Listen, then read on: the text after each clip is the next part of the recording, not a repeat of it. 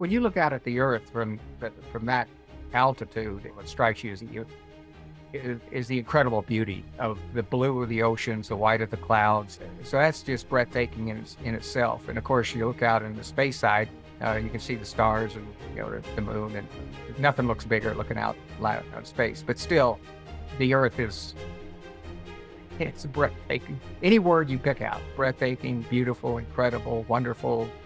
It's zillions of times more than that. Of course, you're scared. Riding a space shuttle was scary. And I say that because of the lack of an escape system. We didn't have any way of bailing out of a shuttle. Welcome to the Performance Initiative podcast. Our goal is to provide you and ourselves with the tools to be the best versions of ourselves. We are your hosts, Dr. Grant Cooper and Dr. Zinovy Meyler.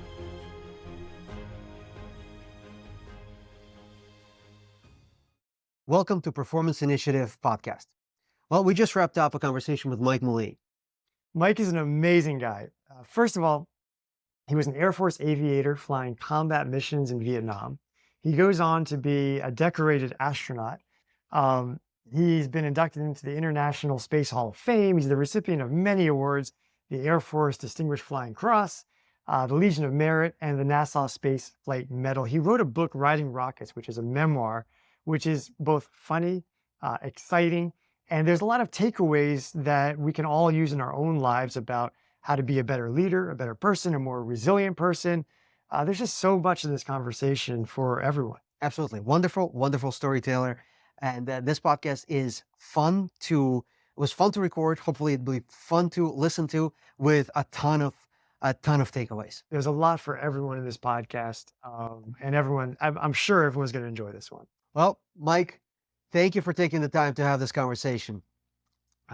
Grant and I absolutely loved your book, Riding Rockets, and we have so many questions drawn from the book and from some of your talks we've heard, because you've led a courageous life, one that many of us wouldn't be brave enough to even attempt or consider.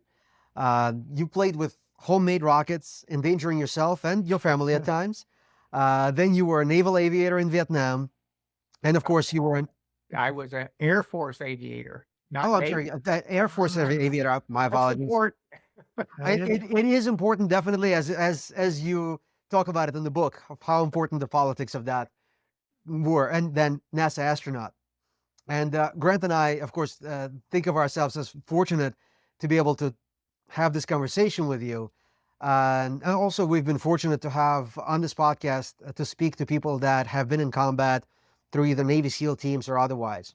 And we thought that among many questions on various topics that we have for you, we would start with this particular one. So there seems to be a common thread of people in combat finding spirituality. And we wanted to know, was that true for you as well? And does spirituality have a role in astronauts' life?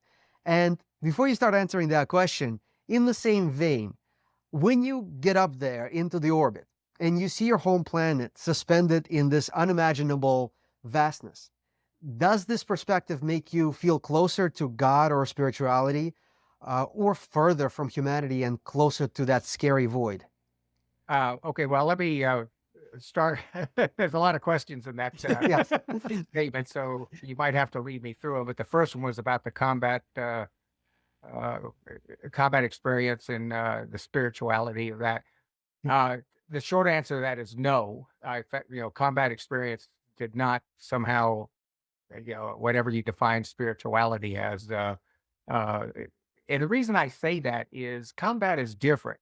Like those Navy SEALs, I didn't see that interview with them, but I had a lot of my friends from West Point who were in combat in Vietnam. They were fighting entirely different combat than I was in a fighter jet. I was actually flying a F-4 Phantom that was configured for reconnaissance. So we were flying alone, high speed, low level, taking photographs of enemy targets for the intelligence people. And as I tell people, when you're in Air Force and Navy for that matter, as long as you don't get shot down, it's basically a white collar war. You come back to clean sheets, air-conditioned barracks, cold beer, hot showers, and it's different than when you're out there in the field in mortal combat at a short distance and for an extended period of time. That is entirely different than what I experienced in Vietnam. Mm. I saw, yes, I was shot at. I mean, you could see the tracers, but it was so quick and it was over. We fly by some, you see some tracers come up at you, but they miss, and it's this sudden pounding surge of adrenaline. I mean, you're scared, but it's over. You're safe. Whereas, if you're out there in the jungles or the deserts and these other places, or our wars have been fought in that close combat, where it's very lengthy, can go on for hours and hours, days and days. I think that is a different experience than I've had, and that other aviators and Air Force and we don't get shot down, we come back and are safe. These guys out there, that wasn't true. Does it start to feel routine when you're flying those missions? Does it feel like a white collar job? It sounds like it Well, would still, it sounds very dangerous all the same. well, I use that. I use that as a to kind of contrast Sure. what we experiences versus what that the grunts did. The Marines and the Army people are out there on the the infantry that is out there on the front lines. That's I'm just using that term. I mean, Yeah. obviously, you're the fear factor. There's a fear factor, uh, continuously when you're flying, not just from the enemy, but from the performance of the aircraft. I mean, we have the mechanical things can go wrong and bring you down too. Yeah, I didn't want to leave the impression, yeah, it's like, oh, ho hum, it's no big deal. I'm sure if you're wired for blood pressure and heart rate and all that, you're going to see for the whole mission your those metrics jacked up pretty good. But I'm sure if you compare that to what those guys out there Right. that are in the foxholes are experiencing, it would be a vastly different experience. So it was the suddenness of yeah, the quickness, I should say, of the mortal threat to your life. When you see tracers coming up, uh, it's you obviously fear for your life, but then they miss and you're past it. So different experience. So Yeah. and then as far as the uh, spirituality of orbit, I think I would say yes there because it was a life dream come true. As you know from my book, Riding Rockets, it was something I was dreaming about from a very young age. As soon as I heard the word astronaut, and to actually become an astronaut, fly in space, and have that whole life connected was an overwhelming emotional and spiritual experience. That I was somehow blessed to have this life dream come true. So that was powerfully moving spiritually when I first looked out the window, uh, from space. And actually, I think the most impactful spiritual and impactful moment in my experience was on my second mission. And this gets a little technical, but not every shuttle goes into the same orbit. There are different tilts to the equator, and depending on the tilt of the equator, determines what land masses you're going to be able to see. And my first mission was tilted very bit, just 28 degrees to the equator. Now, if you look at a map, that means you're going to go between the Earth, between 28 degrees north latitude and 28 degrees south latitude. In other words, a thin belt around the equator. You don't even see New Mexico when you're in that orbit. That's my hometown. So on my second mission, we were tilted 57 degrees to the equator, which meant we saw virtually all of North America, certainly all of the United States. So that was the first mission. My second mission, where I was able to see my home, Albuquerque, from orbit. And to look down on the deserts there and remember as a child with these homemade rockets, firing those up. And now here I am, 25 years later, age 30, 39, I guess it was the first, well, actually, it could probably been about 41, uh, able to look down at that exact spot in the desert. And now here I'm passing over to 200 miles altitude. That was a very emotional and spiritually moving moment in my life. Yeah, that's amazing. Do you think does that moment stay with you? Is that a moment you can still feel even today? Yes. Yeah. Yes. Every time, I have a shuttle model there, you see it behind me there. Oh yeah. Uh-huh. Nice. Every time I walk through this room and see it, I just, in fact, uh, my wife and I often talk about. It's been a very long time. In fact, we just passed the 35th anniversary of that mission. Yeah, is that right? Yeah, 35th anniversary of that mission I just mentioned. We launched on that on December 2nd, and we were talking about it. I just how I remember it. Uh, riding the rocket up there and all that went with it, and releasing the payload and looking down on Earth and seeing my home. But I'm sure glad I tell her I'm sure glad I have photos and video, or else I think I dreamed it.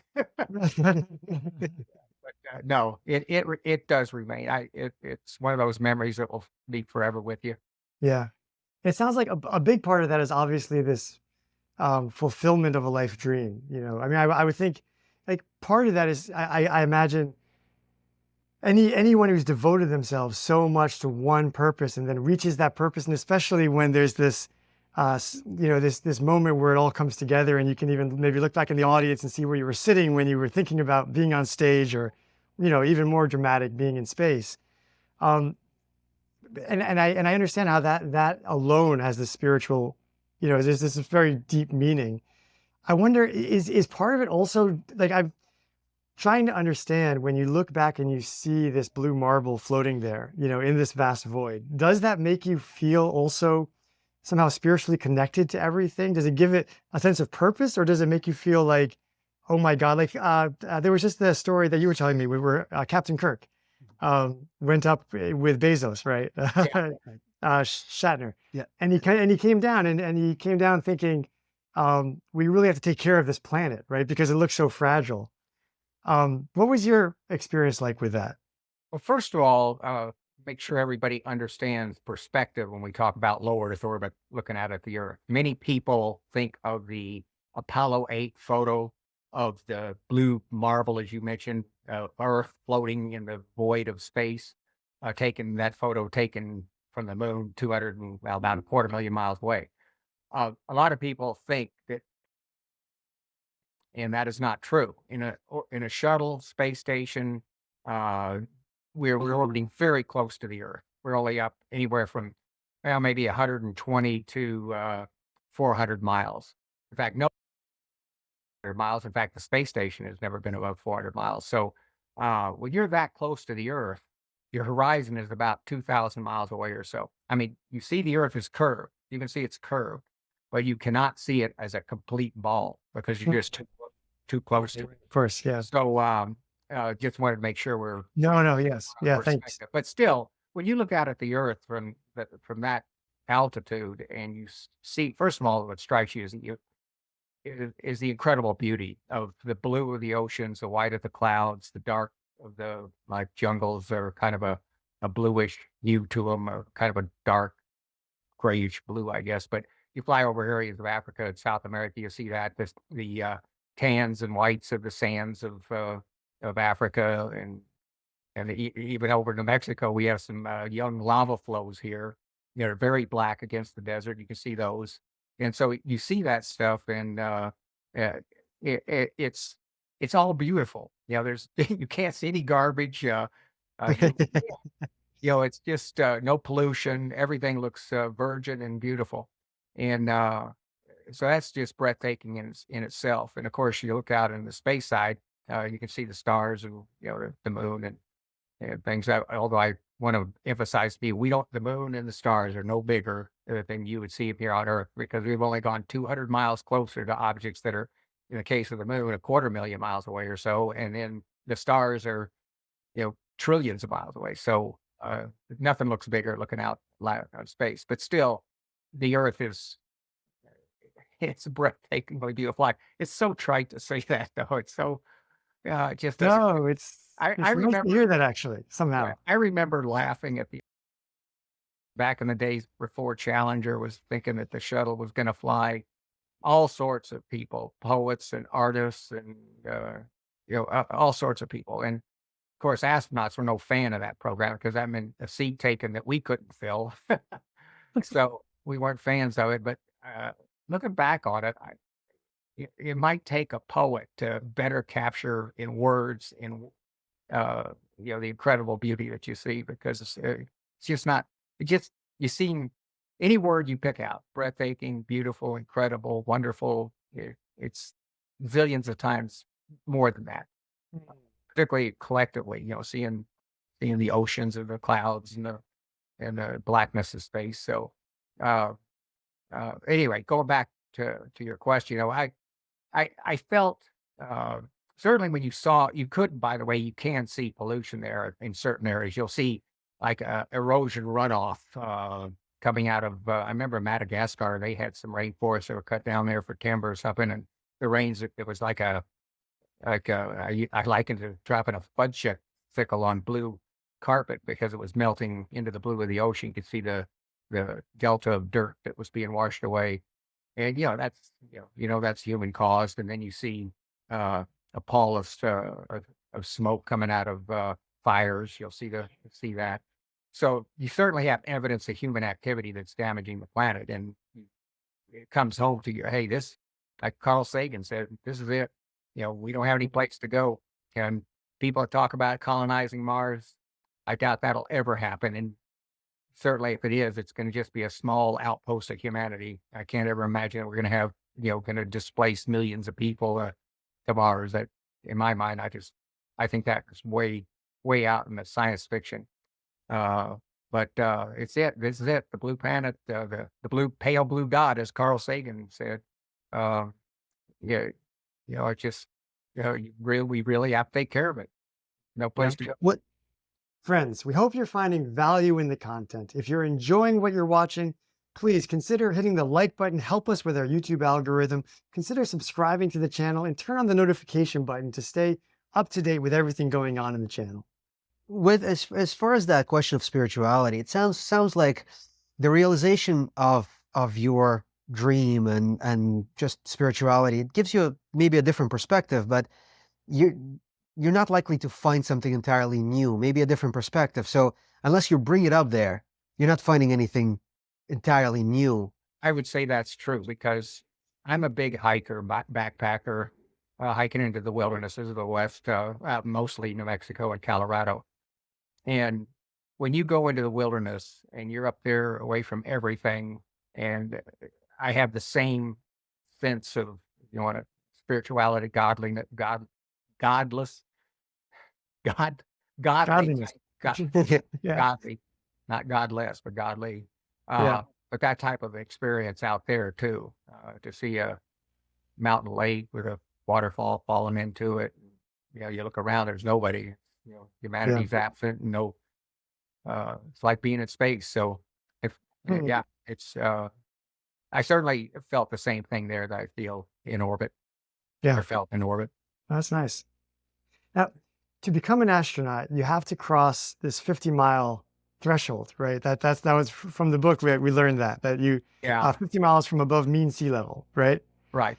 And what we were wondering, as you're going up for the first time and you're approaching the 50 miles, and on the one hand, you're moments away from this lifelong dream of being an official astronaut, and on the other hand, you're probably seconds away from death at any moment if things go wrong. Do you remember what was going through your mind as you climbed towards that? That seems so. It's just such a dramatic vision that was painted in the book. Believe me, it was. That's what the commander. We had 4 rookies on our first man. The commander was the only one that had flown before.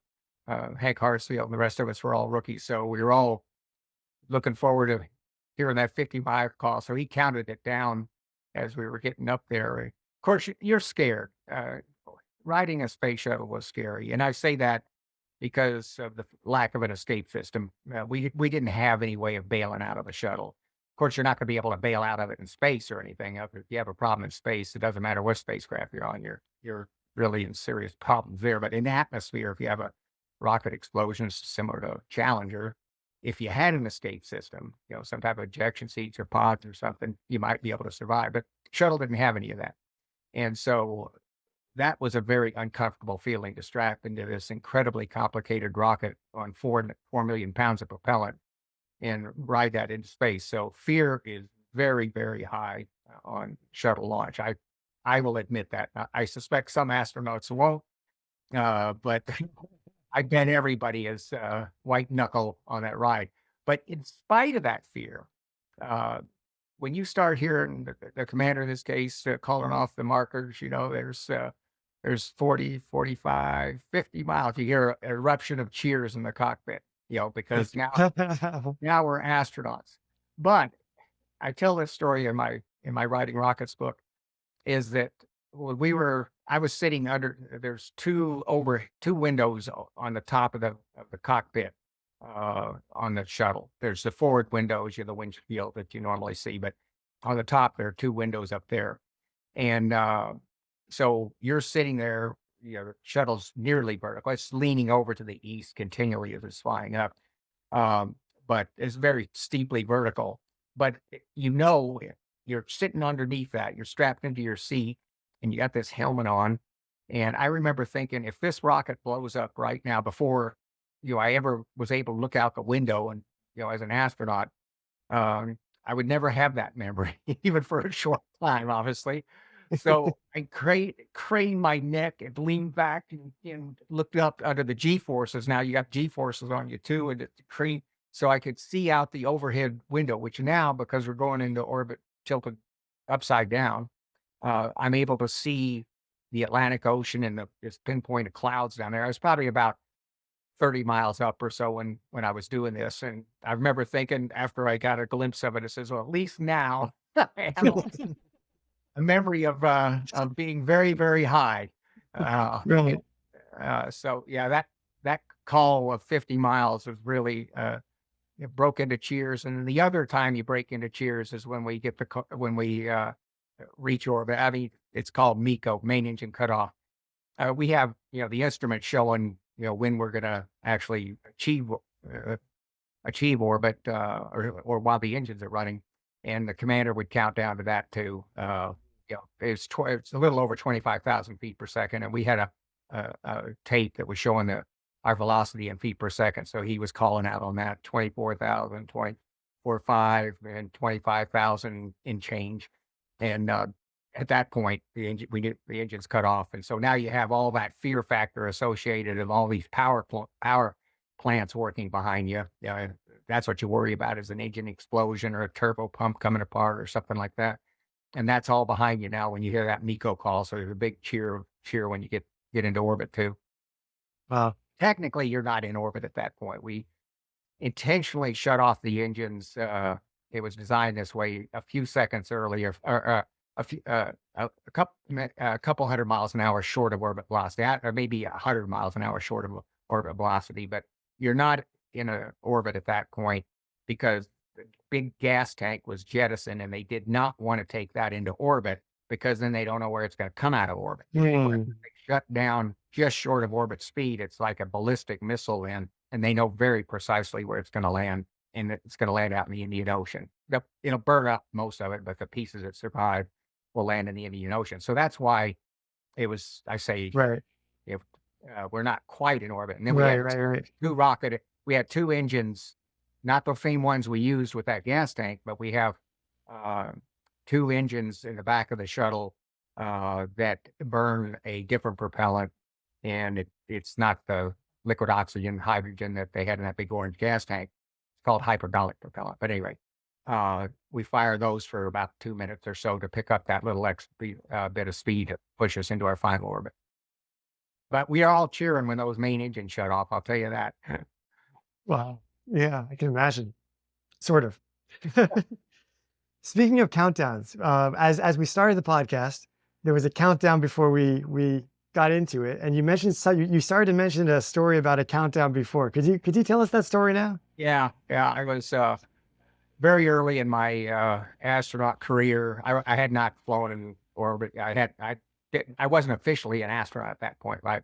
But they had us going out, being interviewed on local TV stations and talking about what the shuttle program that was getting ready to come up. And I was terrified. I'd never been on live television before, and it was a new experience, and it was frankly terrifying. And I that's the word. And I'm sitting there, and this host is next to me, and he says, "Okay, we're going into the final."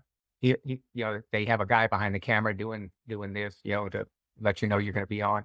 But anyway, before that's happening, he looks over at me and says, "It's just like a shuttle. It's just like a rocket launch. Once you hit 0, you're not coming back. You're not going back. In other words, you can't do it over. It's live." It's what he It's was live, right, I'm thinking to myself, not helping. right. I was so scared to be on live TV. Oh, but It is yeah, really ironic that, like, when I think of all that you've done, but still, the live television and speaking in public, it's just a fear that we all have to lesser or greater extents, right? Even though you face mortal danger time and time again. well, But yeah, I was going to say they you've heard that expression that and it's not expression. I guess polls show it that people fear public speaking more than they fear death, and I can identify with that. And yet he became a public speaker. I'm a lot better at it now. It was the newness of it. But in fact, I'll tell you another story on that topic. I was flying out of El Paso. I was a backseater in the Air Force, a goose, if you saw Top Gun, Maverick and Goose. I was a Air Force goose, if you will, in the back of these fighter jets. But anyway, that makes your wife Meg Ryan. yeah. Well, Donna, she's better looking than Meg Ryan. There you go. But I joke about that too. I said, yeah, I was a goose, but I wasn't married to Meg Ryan. And then I say, and that is her great loss. I heard her talking about that on an interview. Yeah. That's her biggest Yeah. regret. Yeah. And I tell everybody I look just like George Clooney too. Yeah. At any rate, speaking of public, going back to public speaking and fear of death, I was in the backseat of a NASA T-38. This is after I'd flown in space and was an astronaut, but we were taking off at El Paso Airport, myself and this pilot, Blaine Hammond, and roaring down the runway. And it was a thunderstorm had just passed over. It was night, black, headed off into the desert to the east in this takeoff. And just as the plane is rotating to take off, I notice a flickering in one of the rear view mirrors, and simultaneously the tower calls and says, "Departing NASA." That'll get your attention. And but we didn't have any firelights in the cockpit. We had a fire, obviously. The tower could see it in the back of the plane, but we had no indications of it in the cockpit until we finally noticed that one of the nozzle positions on one of the engines was in a position it shouldn't be in. So we knew that was the malfunctioning jet. But it was very confusing. Like, we're on fire, but the fire sensors aren't showing us anything. So here we are, just taking off, wet runway, night. We declare an emergency, immediately start turning back to the field. And anyway, we land safely. Sure enough, we blew both tires landing because we were very heavyweight, high speed, with all the fuel in there. And then we got out, and sure enough, there was a hole burned in the bottom of the engine area. It just happened to be far enough back from the fire sensors that it did not pick up. So anyway, we go into the base operations, and apparently the news stations monitor, the radios, and they had heard, a NASA jet declared an emergency, or immediately sent out a film crew out there. So we go into the base ops, and here's a cameraman with a news reporter ready to shove that in front of our faces. And oh boy, here we literally had just faced death, right? Right. That was scary. But now a camera there is going to film us. It's like a double whammy. He put the camera to my face, and started asking questions, and says, "Hey, I was just in the back seat. He's the hero here. He's the Of course, he went over to him, and I could just see my pilot's eyes. They were huge.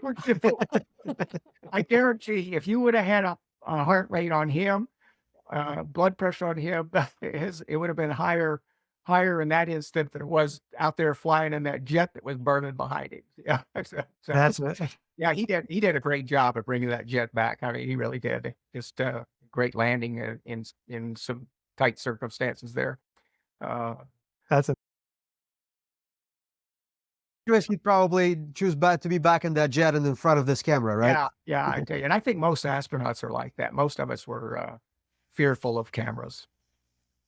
But I guess it's a good, I mean, like you're a great example of how you can get comfortable. You know, doing things that are uncomfortable can become comfortable after a while. Oh yeah, yeah, sure. I mean, if you, you know, anything you train or do a lot, you know, repetitively, after a while, it has to get easier, or else you're not going to do it, obviously. But Yeah.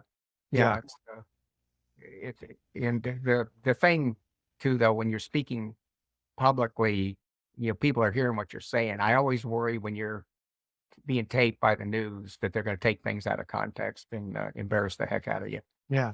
And they Well, will. yeah. That's a Yeah, you legitimate better fear. not do that, by the way. We're not, we're far from mainstream media. Um, Something that you said in the beginning of the book was that you were so driven to become an astronaut that you would be willing to cut your testicle off, get into space. A little hyperbole with that. Well, so that was the question was, A, did that ever end up happening? But more to the point, like, where does that drive come from, do you think? Is that, you know, yeah, just that. Where did it come from? Obviously, I'm still a two testicle guy. I had to go to those drastic extremes, but you know, I don't. The answer to that question, and it's really hard. You know, why was I so passionate about something, and particularly so young? Because it is very, very rare to see any young person totally consumed by single-minded subject, and I was from a very early age with aviation, airplanes, and rockets. My kids were like most kids; they drifted around. They weren't sure what they wanted to major in, you know, to trying different things in colleges and universities, and and they said, you know, knowing my life story, my children, you know, said adult children say, I I never had that. I don't see it in any of my children. I don't have any friends that were that way. I don't know of anybody that was that way. And so I think it's a very, very select group of people who early in life, there's something in their brain that flips to a one or a zero that says, this is what I want. And it's a blessing. I, you know, call it God, fate, luck, whatever it is, but it was Yeah. there from a very young age. I'm sure my dad had something to do with it. He was a World War II aviator. The space race started when I was just 12 years old. So I had a lot of things that were driving me to be interested in that, but I could sustain that through my life. I mean, there was never any doubt what I wanted to do with my life. Yeah. I didn't know as a child. I didn't know all the things I would have to do to ever compete to be an astronaut, you know, but I just knew that I wanted to be involved with rockets and airplanes. And that is such a passion. The analogy I use on how driven astronauts are, even in the face of pursuing something that has a reasonable probability of killing them. What is it that drives us? The analogy I use there is Mount Everest climbers. As I understand it, when people die climbing Mount Everest, they typically just pile rocks on their frozen corpses and they're there. That's their grave. And so here, yeah, I've never climbed Mount Everest, but I imagine here is a group of people going out there and getting on that trail and passing these mounds of rocks, people who died doing the exact thing they are attempting. Yeah. And why don't they turn back? Their fear has to be there. There has to be a very high level of fear that they might end up being under the next pile of rocks. So what is driving them? Same thing for astronauts. It's fear for them. It's fear of not reaching the top of the mountain. For Yeah. astronauts, it's fear of not getting into orbit, of not being an astronaut. And that's how we're able to, you know, swallow back that extreme fear that you experience. And you know, in my book, I say it.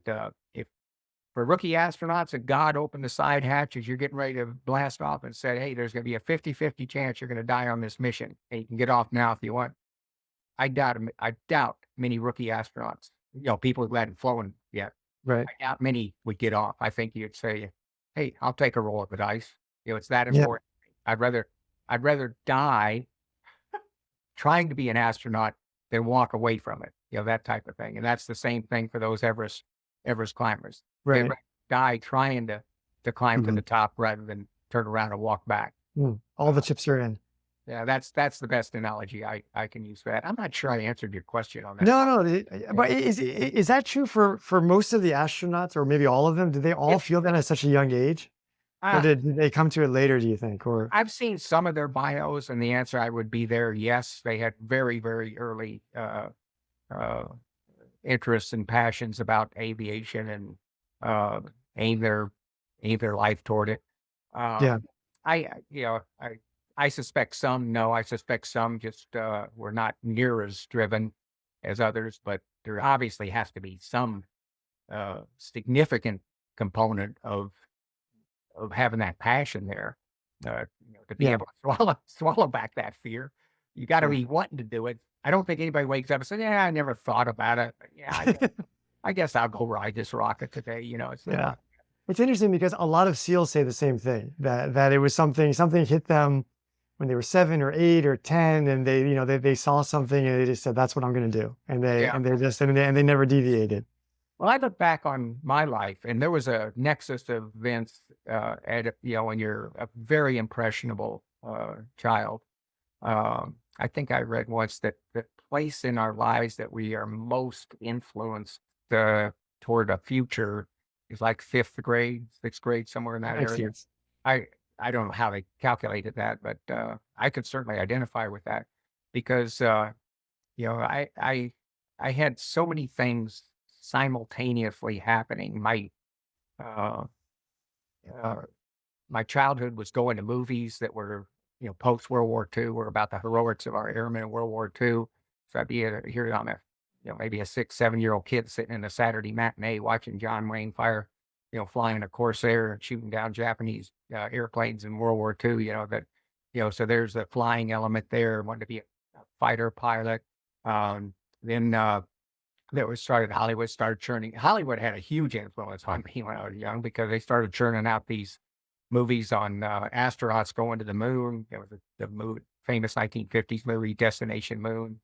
They had Forbidden Planet, with astronauts going to fight aliens on a planet, another planet. And so here I am, very young, watching these things on a Saturday matinees, having a big influence on my young brain. And then, uh, remarkably, I was 12 years old when Sputnik was launched, and then the whole world was focused on the space race, and of course, I had been focused on it before that. In fact, to show how committed I was to the whole idea of space and rockets before Sputnik had ever been launched.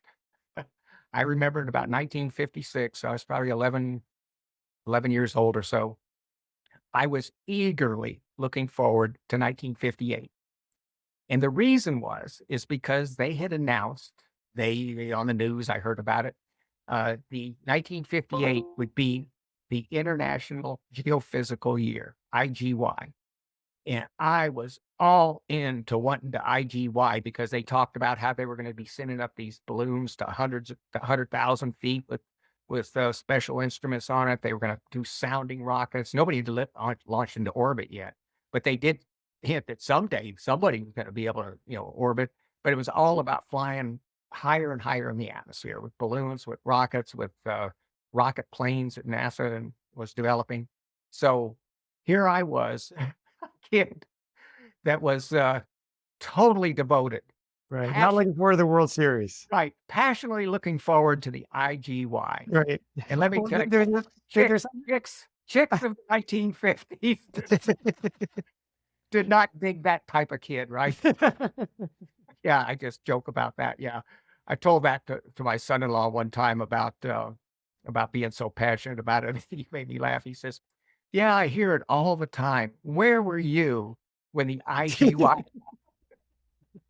Well, Yeah, there was another thing you did when you were a kid that I read in the book that I thought was so charming and so telling also, which was you were concerned, or you thought maybe that the Americans were going to hit a problem of not being able to put a full-sized adult man yeah, into orbit because they'd be too heavy. So yeah. you graciously volunteered yourself as I the did. first child I wrote a letter. astronaut. Yeah, I wrote a letter to NASA because that was in the big thing in the news. The Russians, of course, launched Sputnik. That was the first time anybody put anything into orbit. America is well behind at that point. Then they launched Sputnik 2, which had, the weight of material that's actually put in orbit then was measured in tons. A lot of it was just the empty second stage, or third stage. But the reality is they must have had massive rockets, because NASA was always talking about, how anemic their rockets were. They had to cut weight and had to get, the weight was so critical. And, in my young mind, I thought, well, heck, I probably weighed 110 pounds, 150 pounds. Send me. Why put in some porky adult in? Makes A sense. lot, a lot of weight. And actually, I wish I would have saved it. Gosh, a lot of this stuff is gone now, but I got an answer from NASA thanking me for my letter, and they had enclosed a bunch of photos of rocket launches that they had some nice color photos. So Well, that's yeah, nice. it was very, very nice to them. Yeah. By the way, to be advertising somebody else's head. There was a animated movie. I think it's called Apollo 11 and a half, or Apollo. I think it's called Apollo 11 and a half.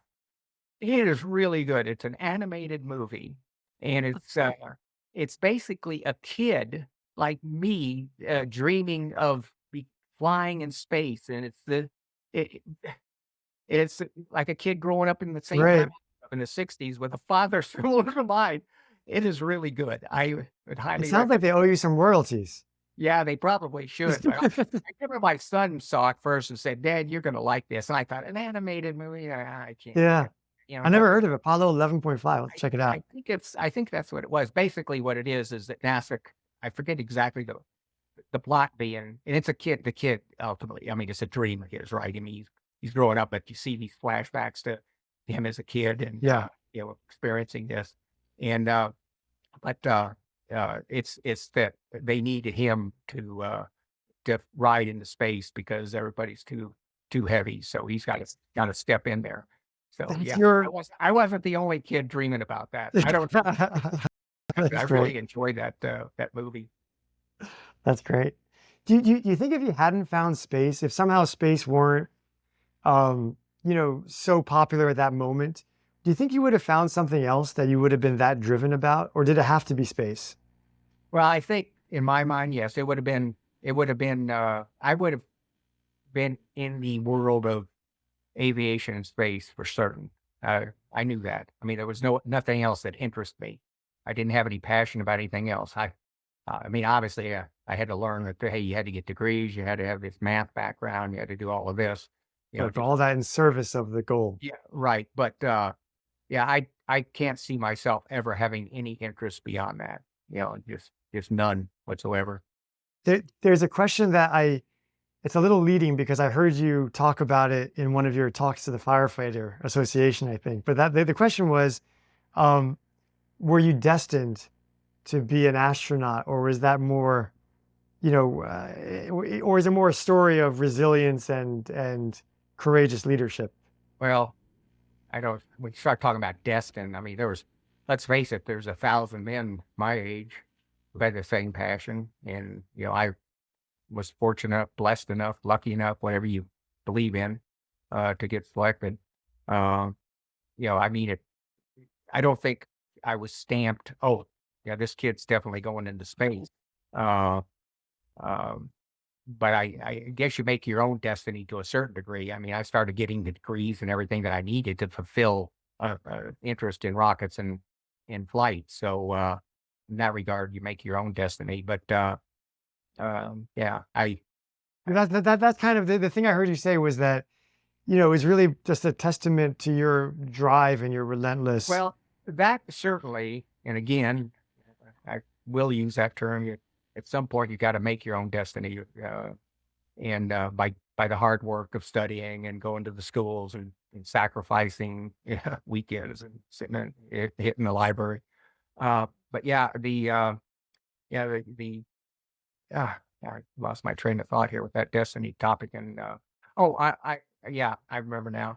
Is that when I was when I went into I graduated from West Point in 1967. I wanted to go to the Air Force Academy, but I couldn't get in because my grades weren't good enough. So I went to West Point. West Point Air Force Yes. Academy. Yeah.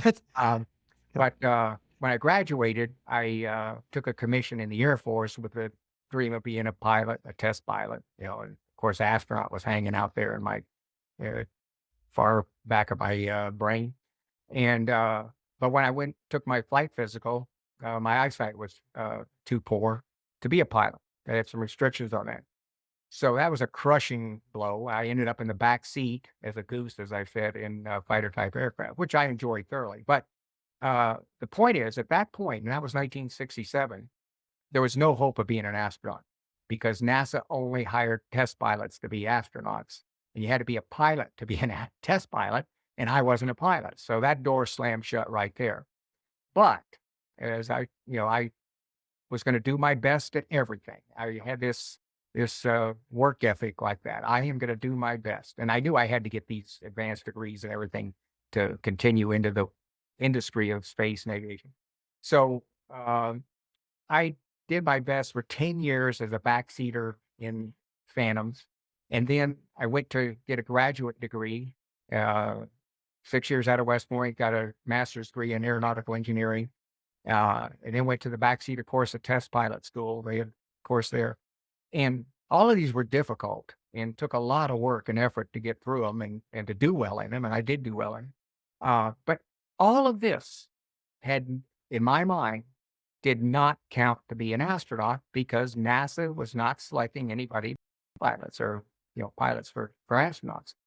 So what changed? Well, in 1977 or so, NASA announced the shuttle program. Now they're going to start the application process for astronauts for the space shuttle program, and the uh, the they had a crew position now for the shuttle they never had before called mission specialist astronaut. That did not require you to be a pilot to be a mission specialist astronaut. So all of a sudden, this dream that I had of someday at least applying to be an astronaut was real. I could apply. And I immediately put in an application. And ultimately, I was blessed to be selected in the first group of space shuttle astronauts. But when I talk to audiences and even adults, I'll tell them this is that, the life lessons I learned from my life journey, one of the top lessons I learned is do your best always and forever. It will count. It's just that you can't see the future and know when it's going to count. I couldn't see that doing my best all those years was someday going to count because, I couldn't see the future and they're going to announce for the shuttle program, you don't have to be a pilot to be a mission specialist astronaut. I couldn't see that. And in fact, I tell the kids, I said, that expression, life is a box of chocolates, from Forrest Gump, very true. When you reach into a box of chocolates, you have no clue what's underneath it, whether it's a caramel, whether it's a nut, whether it's a cherry, whatever it happens to be, you have no clue what it is. And that's what life is. You have no clue what's out there in your life. You have no clue of the opportunities that will develop and present themselves. And if you've done your best for the past 5 or 10 years, you'll be able to take advantage of that opportunity that you never imagined when you were 5 or 10 years earlier. But doing your best now means you can grab it. So I tell them, hey, it always counts. Don't ever think, well, this isn't an important subject. I don't need to study for that, or I don't need to do this or do that. Always counts. Everything. School, sports, choir, band, everything. It all counts. It's such a great, important lesson. And I think it also goes for when you're thinking about whether or not to throw your hat into the ring, like the man in the arena, that sometimes you don't know where it's going to lead. So if you're thinking about it, it's usually better just to try it, give it your best and see where it leads. Yeah, that's very true there too for everybody is that don't be afraid of failure. I was paralyzed in high school by that. I didn't try out for anything. I didn't ask girls out for dates. I was always comparing myself to others and saying, "Oh, I'm not going to get a date. I'm not good looking. I'm not going to get on sports. I'm not talented. I'm not going to get elected to student government. I'm not popular." I was constantly doing that, and as a result, I didn't try anything in high school. And of course, you don't try. That's the definition of failure, right? Yeah. So for my life and where it changed with West Point, I owe West Point my life. I mean, I owe my parents and my spouse, and I owe a lot of people for my life. But certainly, West Point ranks right up there because if you want a world of hurt to fall on you at West Point, say the words, "I can't I'll fail. It's too hard. Trust me, as those SEALs would have told you. You don't say those words in the military. You'll have a mountain of hurt fall on you. So they opened my eyes to just how deep my talents were, how far my boundaries were, leadership, athletics, uh, and academics and physical. Yeah. And That's good looking. yeah, right. Yeah, but they were constantly. West Point was, as everybody who's been there probably says, it's no fun being there. But you look back on it and realize that thank God I was, because that made all the difference in my life. I came out of there realizing that I could do things that I never thought was possible. Because at West Point, every day you had to do things you never thought was possible. You couldn't say, "Oh, this is too hard," and walk away from it. So that was a very big deal in my life. In fact, I'll tell you, uh, to give you another story here. At West Point, once you get there, plebe class, when it comes to sports, obviously there are kids that have been recruited there for intercollegiate sports, and so those are all filled out in the fall, right? They have the intercollegiate sports filled out with plebes that are highly qualified, but they have physical education at West Point we used to joke, was run by the Marquis de Sade. There was nothing fun about physical education at West Point. It was it was brutal. Boxing, you ever do boxing? At West Point, we had to box. Man, that is the toughest sport you ever will experience, getting pounded. But at any rate, so here after the big competition at West Point, after the intercollegiate is filled out, is between companies.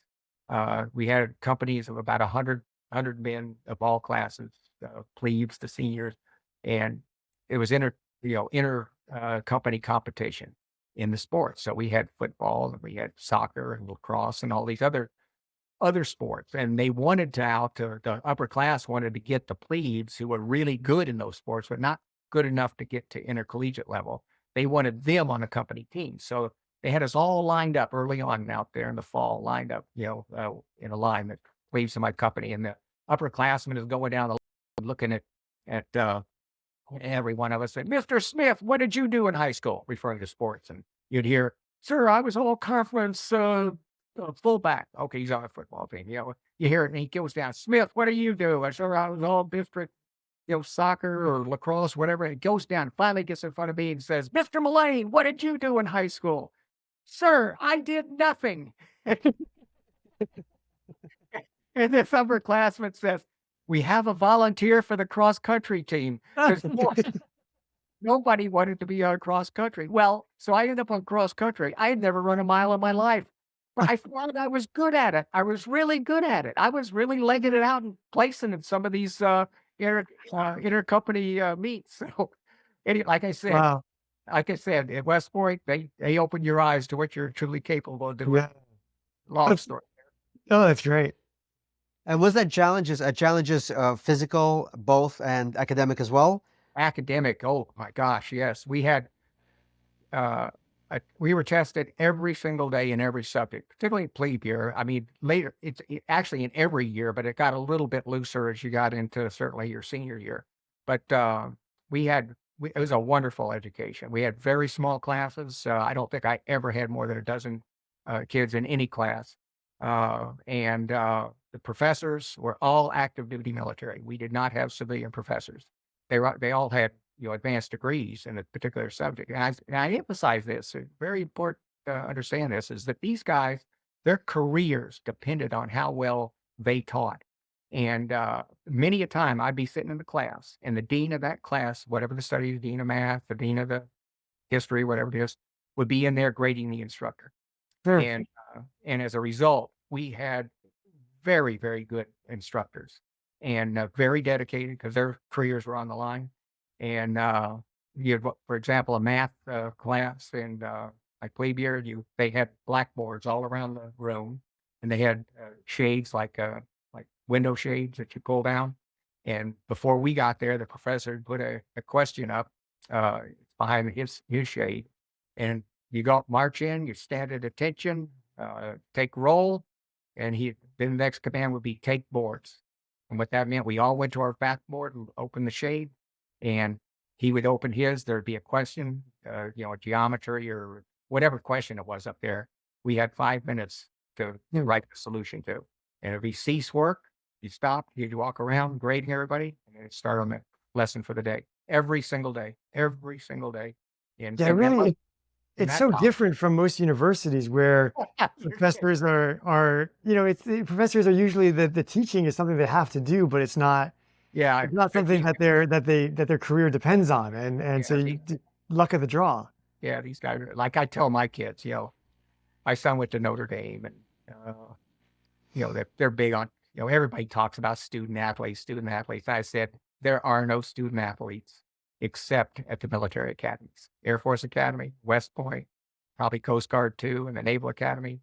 There's where your student athletes are. They don't get some easy course to stay in the, to mark time while they're playing out their play. I mean, they are in very, very deep, engineering courses and math and chemistry, and it was heavily. We did not have any electives. I shouldn't say there was only one degree. Everybody got the same degree. It was in they call it military engineering, which was you had engineering in all the different engineering fields. You had mechanical engineering, aeronautical engineering, electrical engineering, fluid mechanics, chemistry. Now we did have humanities, English. You would think, well, a bunch of army people wouldn't have much in the world. The English courses were brutal. They were really, really very tough, very tough. They'd take us into New York to see a play, and then we'd have to write a big paper on, dissecting it and how it applies to life and for courage and leadership and all these other things. And man, people failed English. You fail there, you're throwing out. Fail PE, you're throwing out. So it was every single day. It was. I mean, it really sounds like the way that you would want universities to be teaching, even though they aren't doing that. But I doubt many people would attend if that was the way it was. It fit my personality perfect. It's not for everybody. In fact, my son got a appointment to West Point, and I told him, says, "Hey, I do not want you to go into that thinking that I want a legacy."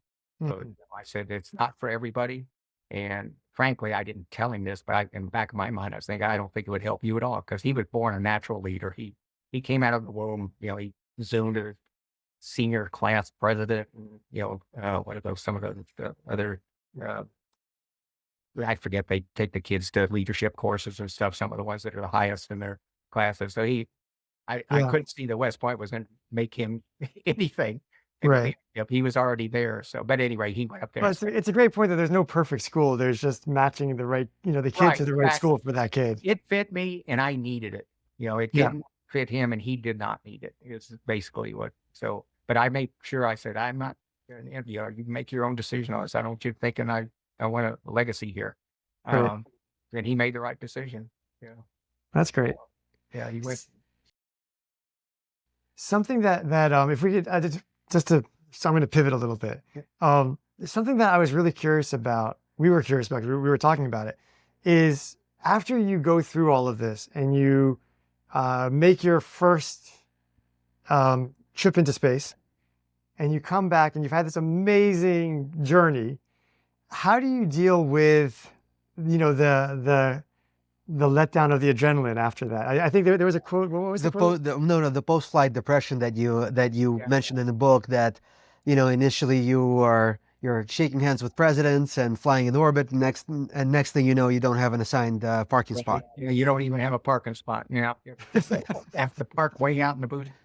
No, it is significant. I mean, astronauts are driven people, and we focus on something and we push forward, and come back, and it's just, you get to that moment where what they call prime crew, where you're the next crew that's going to go into space. And so all the resources of NASA now are really dedicated to you, the simulators, the planes, to be able to fly around the country and T-38 jets and see with contractors and stuff. It's all yours now. And you're just so immersed in this for the last, year to 6 months, that type of thing. And and then to have it end, to come back out of orbit, and you hear that term wheel stop, it's over. That's it. There's another crew of astronauts going to come aboard to start the power down to the vehicle, and you get off and go through your medicals and stuff. And it's still, you're celebratory, you're looking to, have some fun and everything. But right after that's gone, in a week or two, you're thinking, I want to go there again. And the problem there is someday it ends. And that has taken a toll on some astronauts.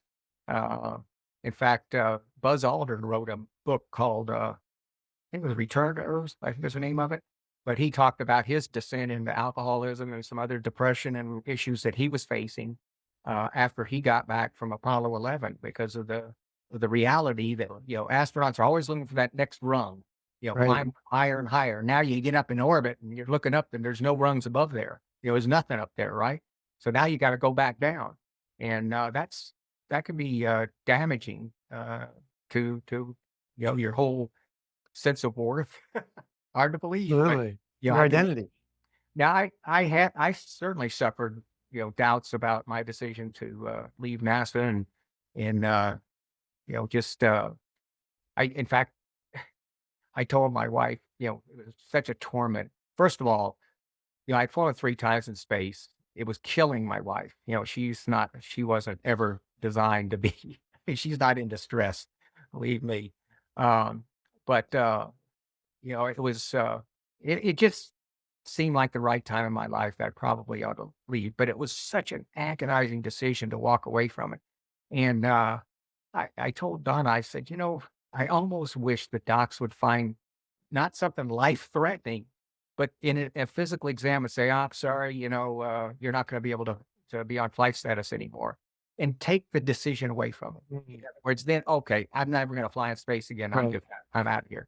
Of course, that wasn't there, and I had to make the decision. But it can be very damaging. How did you handle that transition? I did okay because I've always, uh, had other things that are there. I was looking I'm a big, as I said, backpacker, hiker. I wanted to come back west to Albuquerque and have that accessibility of mountains there. There were some things that I wanted to write. I wanted to, I had other things that were occupying me. And, but still, there's always that sense in my brain that says, did you do the right thing? If you would have stayed, maybe you would have got a spacewalk.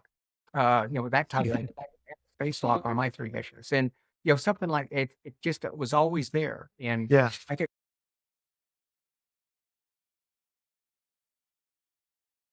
can't name any names or anything, and I'm not sure I know, but I guarantee if you could go into the brains of some astronauts there, they struggled. They really struggled with it when they basically didn't have the option of flying anymore. And Right. at some point you get into management, and then after that you're not flying around, right? And I'm sure it affected people. Some of them probably worse than others. There must be from the psychological standpoint, though, you having to make that decision, as difficult as it was, still gives you certain sense of ownership of that decision, even if you're still second guessing yourself. And but besides that, when you are an astronaut and you leave NASA and you decide to do other things, some people find it difficult for some peak like that not to define them or define their life. So how do you keep that from being part of your life, but not necessarily a definition of it? Yeah, it's certainly I'm proud of what I did on those 3 missions. There's no question about it. I'm very proud of being an astronaut. My wife vanity plate for my car, it says Mach 25 because astronauts, when we re-enter the atmosphere, are flying at 25 times the speed of sound. Show you how vanity it is. Not one single person has ever asked me about it. So much for that. But You have to go up to them and say, "You're probably wondering about my license plate." yeah. But yeah, as far as defining you, right now, the thing I will brag about, and you probably got a little hint of that here, is the fact I'm 78 years old. This past May, I climbed the highest peak in Colorado, 14,400 some odd feet, uh, Mount Elbert, and didn't have any problem. I said I climb a lot, hundreds of miles a year, 100 and maybe 50,000 vertical feet I've climbed this year. I keep a log on it, and so if I'm going to brag about anything, it's going to be that. I'll never tell somebody, "Hey, I'm an astronaut." But if I meet somebody and they're talking about hiking or something, I'll kind of work it in. Yeah. Hey, what were you doing on Memorial Day this past year at age 77? 77 at the time. I was on top of Mount Elbert on Memorial Day, climbing up there. That's amazing. But Yeah. It's so not I define myself by other things too. And also, I'll tell you something that I find more and more define myself as is, hey, I've been married for 56 years. And in fact, when I'm on the stage and I'm talking about my life story, I get an applause for that. I don't get an applause for writing. I get an applause for being married for 56 years. So there's other things that define me, but certainly being an astronaut is a biggie too. Yeah. Of course. And but it's no trivial matter, because we've been talking about this in that context, and we all know some people that still talk about that pass in high school game, and Yeah. this was 30 years ago. He's complaining because I'm always telling him about a soccer game I played in high school. And this is just his passive aggressive way of bringing that up. Yes. Yeah. I don't have any game winning goals. When I was I in didn't high say we school. won the game. It was an amazing pass. Yeah. Just kidding. Yeah. And I tell people I didn't win the big game. I didn't date the homecoming queen. No, but it is great to have so many different, aspects of yourself that you can that bring you satisfaction and fulfillment and joy and inspiration. Yeah, like I said, on the stage, there are a couple of things I notice people that hang on more than the astronaut thing. One is a Vietnam vet. A Mhm. lot of them are just, because that's so alien. First of all, it was a very long time ago, and the idea of being in combat, I think people think, wow, that in the very 56 years is what Yeah. a lot of people, will cue on that. Yeah, well, it's a beautiful thing, and it's becoming more and more rare. Yeah, It the seems. 56 years. Yeah, I tell people, this is no joke. I married the first girl that kissed me. Yeah. I don't recommend this for picking a life partner, by the way, but somehow in our life it all worked out. But as I tell them, she was the first girl that kissed me, and I was 20 years old at the time, and alcohol had a lot to That's a great story in the book. It's very endearing. Yeah, I There was- mailed her an engagement ring from West Point. That's amazing. For that. But, yeah, it's Must have been a really good kiss. yeah, it must have been. Yeah, 56 years later. I had a patient who was this older Italian lady, and she'd been married for about 60 years as well. And I asked her, "What's your secret? Like, how did I think I'd been married for like 10 years at the time." And she said very seriously, she said, "Oh, we spend a lot of time apart." And I laughed, and she was like, No. We spend a lot of time. We have our own lives. And I was like, "Hey, there's no one way to do things."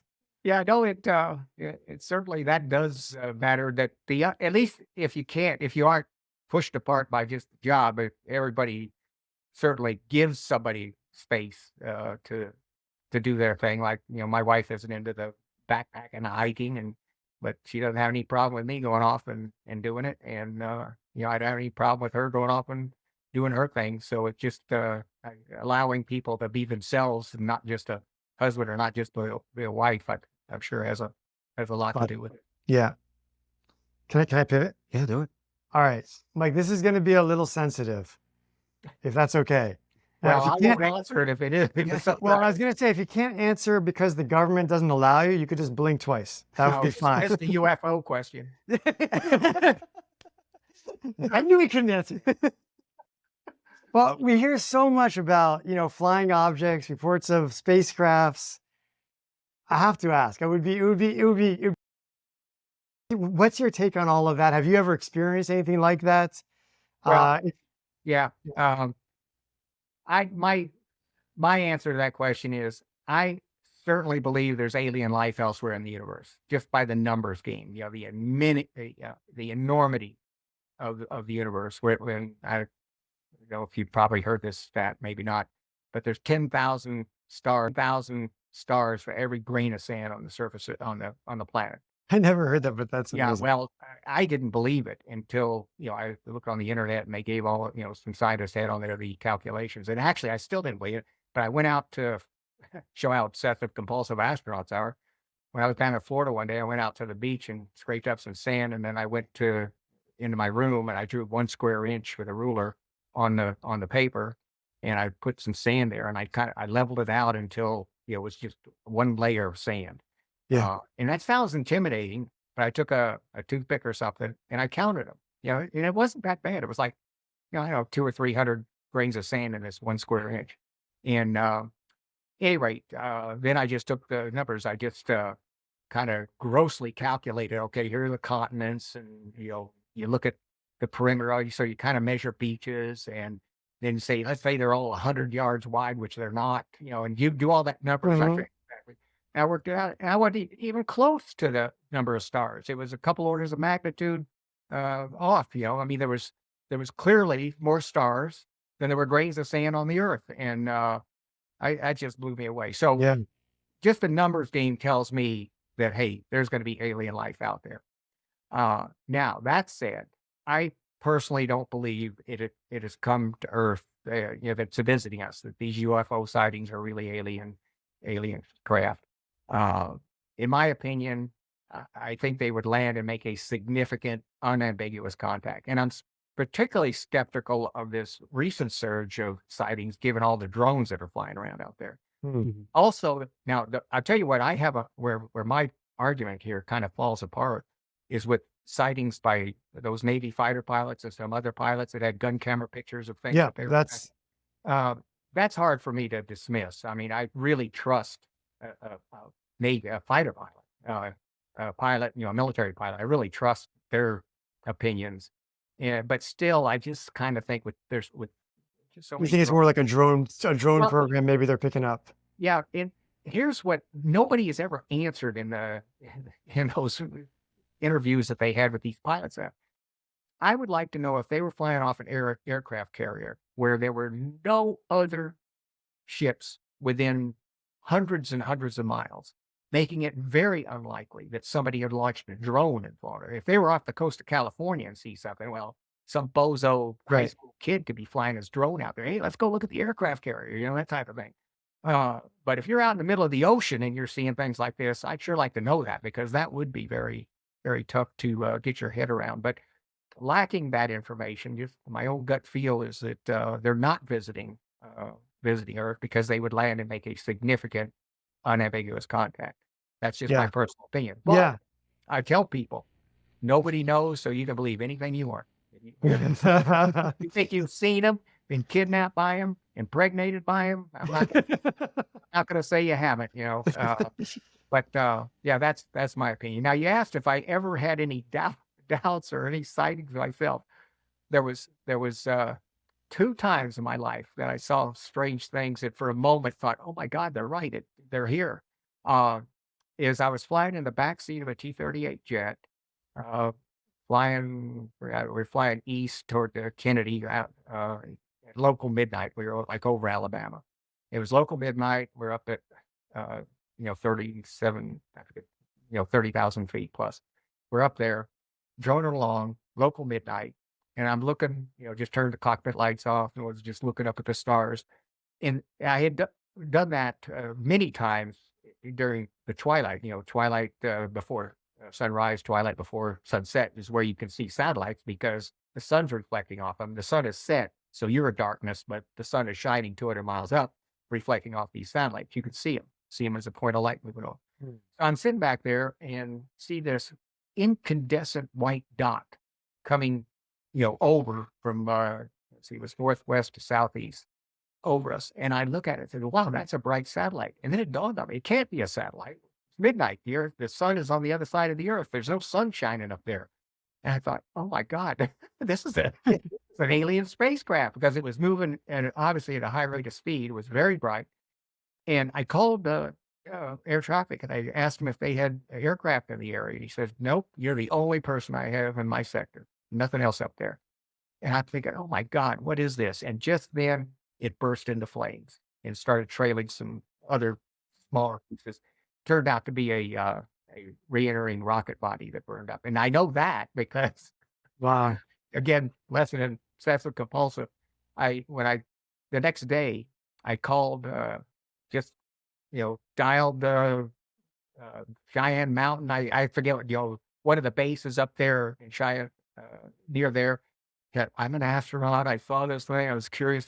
What was it? Right. Oh, let me connect you to so-and-so. I'm an astronaut. I saw this, and they kept, it goes on. And after about 5 handovers, this captain comes on there and says, let me check. And he comes back and says, yep, got it here, right here. That was a Russian rocket body that burned up over in that area last night. So I answered. But Yeah. for a while, I thought, oh my God, it's true. Now, the other time, as I was hiking with my brother, we were sitting in a small campfire way out in the wilderness somewhere, and there was a crescent moon, and we were just sitting there, laying back on our packs, looking up at the sky, and just talking. And I would have thought I imagined it, except that we both had the same reaction. We said, "Look at that!" And what it was is we saw fairly close to it. The only reason we saw it is because we were focused on the crescent of the moon, and it was just a degree or two away from the crescent of the moon. This light just gloomed very bright and then went out. And I'd never seen anything like that. And I looked at my brother and I said, what's that? He says, you're the astronaut. I don't know. Well, I have any idea what it was. And I You never find out? well, I'll tell you. Well, first of all, I said, well, maybe it's a meteor that just happened to burn up in the atmosphere just straight on. I remember he looked at me and says, maybe we should move. But at any rate, I later learned, it was years, probably a year later or so, I learned what it was. And that it was a Iridium satellite. They have these satellites up there, a communication satellite called Iridium. And actually you can go on now Google and get a map, just enter your location and it'll tell you when to look in the sky and where to look to see them. But they're not that gigantic of a satellite, but just the way the solar panels are shaped, they catch the light really, really good. So it's just, it's explainable. Iridium satellite. Now, I know we'll move away from the alien thing, but just the thought about why they wouldn't have announced themselves that I've heard that makes sense to me is that if they're very advanced, maybe they're just studying us like we might study an anthill, or it could be right, that would be the one potential explanation. Yeah, I'm not gonna go to the wall defending my position. Let me tell you, No. I'm just trying to get you to say the aliens that you actually saw up there. That's what. We rendezvoused with the aliens. Yeah. It's one of those topics it's silly to argue about it because nobody knows. Right. Maybe because when my rationale, I'm thinking like a human, a taxpayer human, is that imagine one of our probes sent to Mars, orbiting Mars, saw evidence of intelligent activity on Mars. And now, after spending all these billions of dollars to get there and see that, our decision is, we're not going to land and check it out. We're not. We're going to just stay away from it. And I think every taxpayer who paid for that multi-billion-dollar would be really, really angry at that. Right. So why would aliens do the same thing? Why would they bother to come here and then not try to make contact? Now that is because I'm thinking like a human. There's no guarantee that, and like I said, a taxpayer. Maybe they don't pay taxes on Planet X. I don't know. But seriously, Right. If somebody came to me with and said, "Hey, they are certain they saw," I'm not going to go argue with. Yeah. Just one of those unknowable things. Unknowable. I will say though, as I joke, how come they always hover over lonely widow rancher ladies in New Mexico and beer drinking Arkansas fishermen? Right. Yeah, that was, It's, but it's who can explain? Who yeah, can- well, like I said, the most credible things that put me in doubting my own position is the fighter pilots that come Right. back. That's, I think, for So most of us that got interested in it. very hard for me to just say no, that they were, seeing something like a kite or a balloon or something. But I Yeah. just, drones out there, I'd really like to know if they were seeing this hundreds and hundreds of miles away from any land, any other ship. I believe they were. I thought I heard one of the pilots on Rogan talking about that Um, he didn't understand that if what he was seeing was a drone, how did it get there and how did it stay in the air for so long Exactly. Yeah. without running, without needing some kind of energy source, obviously. Right. Right. And Um, that's why I say, like, if it's close to, if it's 20 miles off California, yeah, I guarantee Right. the high school kids will get blamed for that. yeah. Yeah. No, yeah. And then of course, yeah, there's but you could have these drone programs that we don't know about that they don't even tell the pilots about, right? That's conceivable. What you talk about? Well, the military may have drone Military. programs that we don't know about, right? Aircraft operations. Yeah. Yeah. I would be, you know, s- who knows? I Who wouldn't. knows? Yeah. Who knows? I would think that would be, well, actually above. There's no controlled airspace. I think it's above 50,000 feet. I mean, if the military is doing anything above 50,000 feet, I don't think they have to go through FAA or anything on that.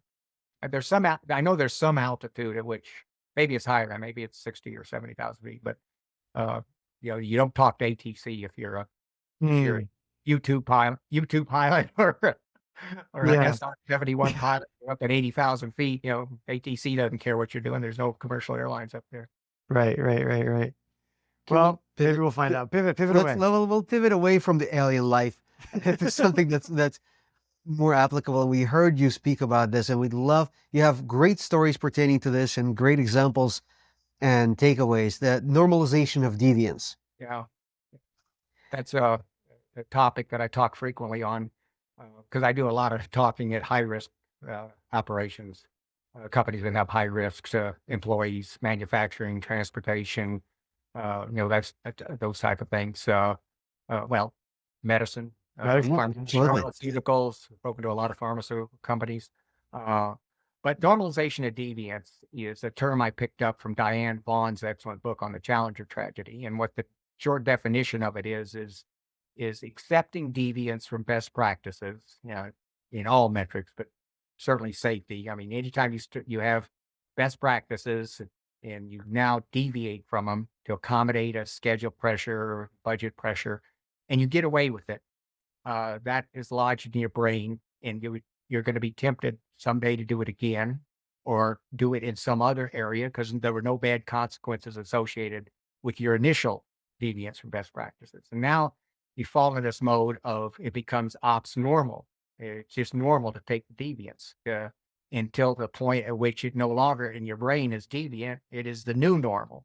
It just exists because that's, you've gotten away with it so long. The problem with that is, and particularly in the world, high risk world, is that it leads to predictable surprises. Another term I picked up in Diane Vaughn's book. And in the world of high risk, the predictable surprise is going to be ugly. It's going to be injury. It's going to be death.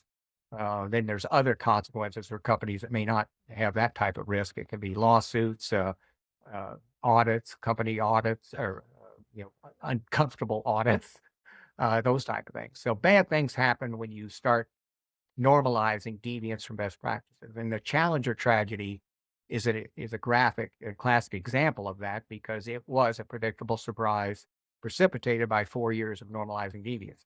The second, it would take a long time to go into all of this, so I'll just abbreviate. The Challenger occurred because of some O-ring. There you back up. The boosters are so big, those solid white tubes on the sides of the gas tank, those things were so big they couldn't be made in a single piece. They were made in Utah, Washington, Florida. They each were 150 feet tall, weighing 1.3 million pounds. You could not transport an object that large from Utah down to Kennedy as one piece. So they made it in 4 propellant-filled pieces. They bolted them together in Florida, and where they bolt them together, they put O-rings to seal those joints where they bolt them together because you have 5,000 degree, 1,000 psi gas burning in the center of that rock. and you don't want it leaking out because gas boils at 5,000 or steel boils at 5,000 degrees. They had insulating material inside to keep the fire from the booster. Uh, but you have a weak point at that joint because there's a potential for fire leaking out. It's sealed by those O-rings. As long as those O-rings sealed, there was no place for the gas to go but out the bottom. It's not going to go to the side. But on the second mission, and these boosters were reused, they were parachuted in the ocean and reused. On the second mission, when they recovered the boosters, they noted that one of the O-rings had been touched by fire and been burnt. And they were gravely concerned about that finding. They never expected to see it. They understood it represented a grave risk to astronauts because if it ever failed, that joint seal ever failed, it's going to be loss of the vehicle and death of the astronauts. They'd written that down in a risk analysis document. So they were gravely concerned about this. But at this time in history, the shuttle had been sold that it was going to dramatically reduce the cost of the taxpayers by being so easy to turn between missions. It would economies of scale would come in and be flying often and be like an airliner.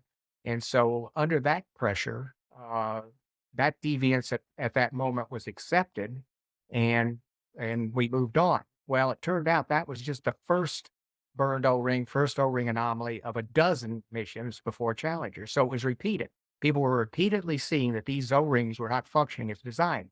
But there was this immense pressure on the team to rapidly expand the shuttle rate. So this got normalized. The accepting this deviance, it got normalized into actually by the time Challenger was occurring, O-ring damage was being expected. We'd gone from it being intolerable to now it's being expected, and of course it ended in tragedy. So that was all a predictable surprise. There were 12 times they saw it, just hanging there, near misses, and we just ran because of the pressure budget schedule. It ran to destruction, and so that's a classic example for everybody to be on guard against because it can happen to anybody.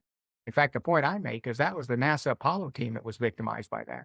Greatest team that's ever been assembled in the history of humanity, as far as engineering goes. Putting humans on the moon and bringing them back safely. They did that 6 times.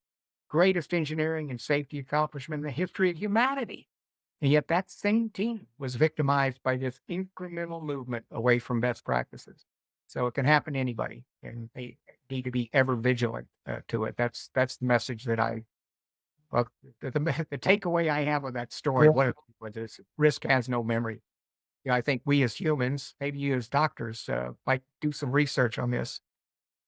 I think we as humans have a hard time getting our heads around the reality that risk is somehow not diminished by our frequency. We tend to think if we take a risk and get away with it, somehow it's not as risky as the next time we do that. Right. Whatever it is. I use the example like using a ladder precariously at home. First time, oh my God, I could end up in a wheelchair dead if I fall off. There's got to be real careful. And then by the 10th time, you're not thinking that, or reading a text or an email while you're driving. First time, you probably had a heightened sense of the risk. About 10th, 100th, 1,000th time, you're not thinking that. But the risk has never changed. It's never changed. And yet our brains, give us that feedback. The risk has been taken. It has to be less the next time. And I bet everything that is rooted somewhere back in the caveman days. When you went out there and took a risk to spear a mastodon for dinner, you had to believe that, hey, the next time I do this, it's going to be a little bit less risky. Maybe I can get in closer to, get a kill quicker or something. Yeah. I bet there's something in our evolution that made that flaw in our brain there. Risk taken is a risk diminished, but it's not. There's definitely a reward for taking those risks. Right. Yeah. Of course. And it's very interesting that, let's say in medicine, there has been a move, and which is now sort of a standard, but a move with something learned from pilots, actually, with the checklist.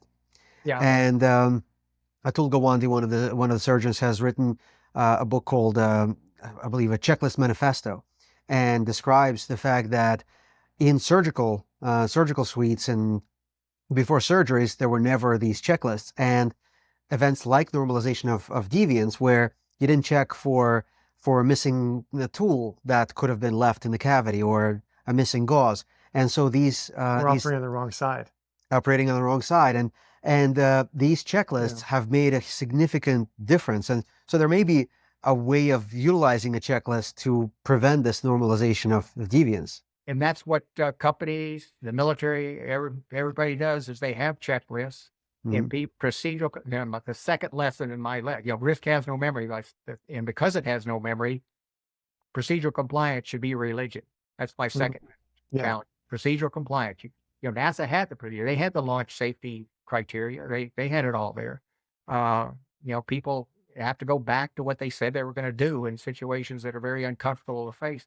But I remember the very first day in aviation training, that the instructor held up the checklist and said, "Gentlemen, this checklist is figuratively written in blood." He said, "There's a history of tragedy." He said, "You can go back and you'll find crashes occurred, crews died, lessons were learned. Those lessons have now been incorporated in this checklist to protect you.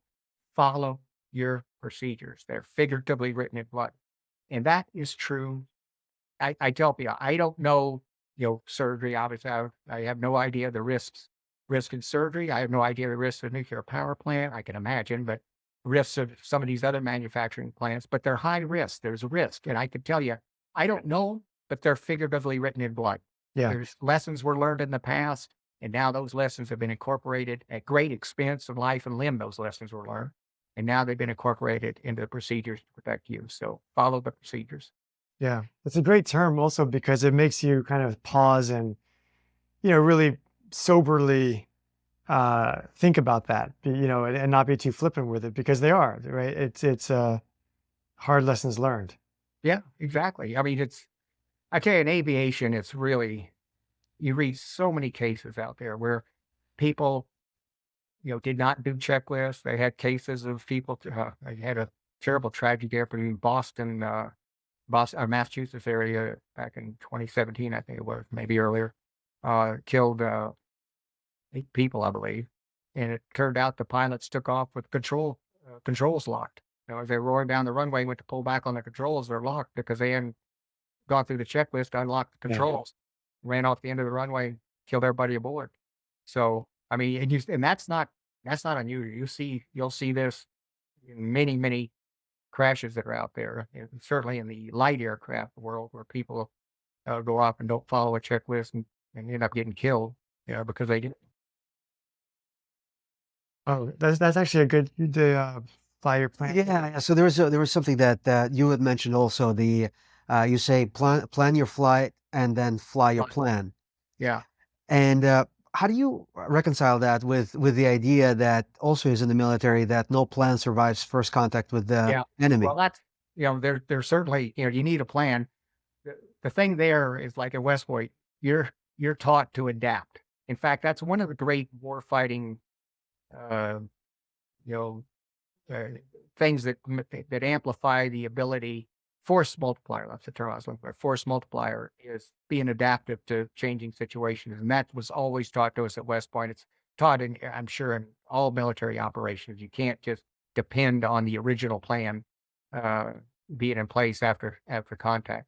And as a result, in our military, there's always a chain of command where in combat, if the company commander is killed or injured, wounded, one of the platoon leaders takes over.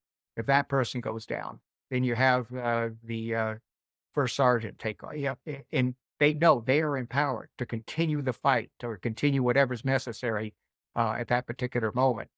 A lot of the totalitarian regimes that are out there in their militaries, they don't want people empowered because they fear that they might just say, "Hey, I'm going to go kill my commander or something," that type of thing. They don't want people empowered. So if the leader goes down, a lot of times people the whole unit is paralyzed. They don't know what to do, because they have not been empowered to to make a decision and continue the fight. Our I military. never thought about that in terms. I mean, you read stories about how like the ancient Greeks, they were they were free and they wanted to keep their freedom, and they would say that it gives them a better fighting force because they're free men fighting for their freedom. But that actually resonates. I mean, that resonates a lot with that idea. Same with the American fighting force. Yeah, I remember reading a story by, I don't remember which astronaut it was, one of Apollo Soyuz astronauts was over in Russia training before the International Space Station. After Apollo, we had this program, Apollo Soyuz. The Russians had a kind of a small space station up there, and we wanted to fly one of our Apollo missions up there to dock with it, and international cooperation that was going to, of course, change Russia forever. How'd that work out? But at any rate, he was saying that he was flying in one of their military aircraft transport. He's up in the cockpit with the Russian, in the right seat, but he said he could figure out right away that they were on an airway, flying from point to point to point, and he said that he saw it pass over the point, the needle swung, so he turned the airplane to the next heading. It was on the map, and this Russian, no, no, no, you can't do that. You got to call the ground and ask for permission to do that. You know, but again, it was like they're paralyzed if there's not somebody telling them to do it in these totalitarian government. In fact, he also said, I think it was him or some astronaut once said that in their cockpits of their capsules, they were very basic. They didn't have a lot of insight and interaction with the vehicles that they were in. Whereas in our vehicles, they had all these insights and interactions Right. capability. And he hypothesized that it was the way they were raised in their form of government is that in their world, the government, the individual is never to be trusted. In totalitarian regimes, the individual is never to be trusted. The state, rules. It's just the exact opposite in our country. Right. The government is never to be trusted. The individual was who's to be trusted. That Right. type. So we build spacecraft that give the individual a lot of latitude to take action if they need to. Of course, everybody loves to have the ground looking over your shoulder, and but if something really bad happened and somebody in the cockpit needed to do something, they're empowered to do it. Whereas Right. he didn't get the impression that was the case over there in Russia. So Yeah, there is actually an interesting historic story. I don't remember which Soviet Union leader was visiting U.S.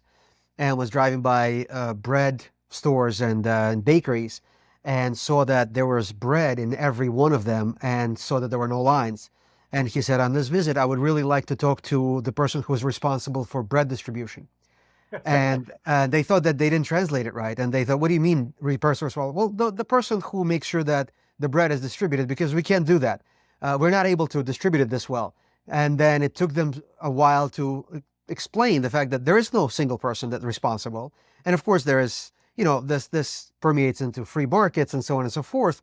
But absolutely, in the Soviet state, there was no trust that these separate entities could do it. And of course, they wanted to control the production of bread and so on and so forth. But another example of that too is one of the shuttle astronauts, and again, I don't remember who it was flying on the International Space Station, one of the Russians up there. He said what he could not understand is how we could have a volunteer military. He just didn't understand how it's possible to have a volunteer military. And the answer to that is freedom and capitalism, where capitalism makes it possible to have a rich enough nation where you can do it. And in the freedom, hey, I'll fight to hold on to our freedoms. I'm not going to give up our freedom. We're not going to have some despot come into our country and take our freedoms away. So we're willing to fight for it. But in their mind, it's just basically become democratic and capitalistic, and you'll have a volunteer force. And they can't. It just doesn't compute after leading a 50-year life of that is beyond. I mean, it's like us going to Planet X and trying to understand the aliens. They just can't understand that. Yeah. The power of capitalism and freedom. Well, it's amazing how where you're born and how you grew up is so determinate in so many ways. I mean, there are all those stories of people. Sorry. No, exactly. And how then it reflects in the design of spacecraft and flying aircraft and stuff. And the military. I had. It's just that's so. To me, that's such an eye opener. The idea that it's not just that that's how the military is designed, but it's a reflection of the culture. It is to empower people to make these on the right. spur of the moment decisions. And how difficult is it to work together when you come from these two very, very different backgrounds on even decision making in a space program? I did not fly on any mixed crews, but I suspect any internationally mixed crews. I didn't go to the space station. And in fact, I actually retired 8 years before the first piece of the space station was even up there. I retired in 1990, and the first piece was launched in 1998. So I have no experience in that area, but I've heard people who've had mixed crews in aircraft and mixed crews, well, in space. There's obviously a potential for probably a potential for some serious friction amongst crew members on that. In fact, that's why I think when you talk about an international crew going to Mars or something, man, I'll tell you, you better be real careful on who you're mixing. I would hope that we've learned our lesson and we will never go on a mission cooperating with some China or Russia or any of these other countries out there that are dictators and dictatorships and oligarchs running them and all that. I mean, I hope we learn our lesson there. We go to when we ultimately go to Mars, I think that's a long way off. That it's going to be people from democratic countries. When you're from a democratic country, you're obviously going to have a much easier time, understanding people's motivations and their empowerments and such like that. Yes. Yeah. That's interesting. There's Okay. just one quick question. I think we read somewhere that there is a sign in NASA. I'm not sure if that's true. That states none of us are as dumb as one of us is not as dumb as all of us, or something along those lines. That doesn't compute with me. What was it? I think Some of us are not as dumb as all of us. they're speaking to a groupthink and sort of. Do you know Well, I guess one of the well, I don't know if this is the same vein, but I did hear somebody once said that there was some issue and people were talking about it and giving their expert opinions. Everybody had an expert opinion about this and that. And somebody said one test is worth 10,000 expert opinions. To test the lab, do a test and answer the question rather than fielding all these expert opinions. That's very true. One test was worth 10,000 expert opinions. I don't know which one you're referring to. I think that it was the quote that we thought we had saw somewhere. It reminded us of the story that you told where you were in a fighter plane. Forgive me if I'm saying this quote wrong, but you passed by a certain do not return mark. Oh, bingo fuel. Yeah. Bingo fuel. Bingo fuel. Could you tell that story? And I mean, to me, it's such an important lesson for all of us to remember to find our voice and not be silent passengers. Yeah. This was us flying. Good lesson here. Again, that talk about it, Operation High Risk Environments. I was. This happened in 1976, so I had a wealth of experience flying in the backseat of the F-4 Phantom. Had about 1,500 hours in the backseat of that aircraft, which is a twin-engine supersonic fighter, although the versions I was flying was the reconnaissance version. But on this particular day, I was flying on a plane that was new to me called the F-111 fighter bomber. It's got a swing-wing supersonic fighter bomber, has side-by-side seating in the cockpit. The goose would ride to the right side of the pilot in a kind of a co-pilot position. And I was making my first flight in that plane with a high-time pilot in the F-111. He had hundreds of hours in it. It was my first flight. And I mean, I had gone through some simulators and schools associated with the plane. It wasn't like, oh, here, jump in here. You don't. So I was getting a first flight in an airplane I had been training on, just the first time in the air. And we were doing some supersonic weapons testing over the Gulf of Mexico. We were flying out of Eglin Field near Fort Walton, Florida, in Panhandle, Florida. And we had 3 supersonic data points. It means that you're going to be in afterburner, full afterburner, sucking down gas in a big hurry. We went south, I don't know, maybe 60 miles or so, turned north and started accelerating back toward land. I think the first data point was at 40,000 feet and then down at like 20 some odd thousand feet and then down at 12,000. I don't remember the exact, but it was just going down the whole time, full afterburn the whole time. And the test was we had some instrumented bombs in our payload bay. They were just mass simulators. They weren't real bombs, but they just had the weight and simulation of a bomb, and they had sensors on it. And they wanted the bomb bay doors open at the supersonic speed points so that range, the people back on the ground will get this data. These engineers will get this data on how their bomb was reacting inside the bay of this supersonic plane. And so we would keep the bay doors open, maybe 30 seconds or so, close them, and then immediately go down to the next point because gases are critical, or sucked down. Well, we reached a point just before the third last data point of bingo fuel. We were supposed to fly home because at that point you only theoretically have enough gas to do that.